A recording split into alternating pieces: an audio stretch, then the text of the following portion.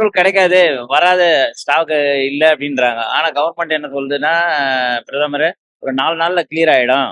அதுக்கப்புறம் வரும்னு சொல்றாரு. ஆனா எல்லாரும் வந்து பயத்தினாலயும், இது நானும் வந்து வந்து ரேட்டும் எதுவும் இன்கிரீஸ் ஆகல. ஆமா ரேட் அதே ஆனா ஆமா ஆனா எல்லா பங்க்லயும் கிடைக்குது. இந்த மாதிரி மேல் வந்து போறதுனால தான் பெட்ரோல் பயத்தினால தான் எல்லாம் எடுக்கிறாங்க, வாங்குறாங்க வேண்டி. ஆனா பெட்ரோல் கிடைக்கும். பெட்ரோல் தட்டுப்பாடு இருக்கவ தானே வந்து கேக்குறாங்க எல்லா இடத்துலயுமே. இல்லாம எப்படி வர முடியும்? இருக்கும்ல. கச்சா எண்ணெய் கிடைக்கல அப்படின்னும் போது இப்ப இதுவும் தான் அந்த ப்ராப்ளத்துல வந்துடும். அந்த பெட்ரோல் இல்லைன்னா ஒண்ணுமே பண்ண முடியாது. நம்ம குடிக்க எப்படி தண்ணி தேவையோ அது மாதிரி வண்டிக்கு பெட்ரோல் இது இல்லைன்னா அவ்வளவுதான், எல்லாம் வீட்டுல தான் இருக்கணும்.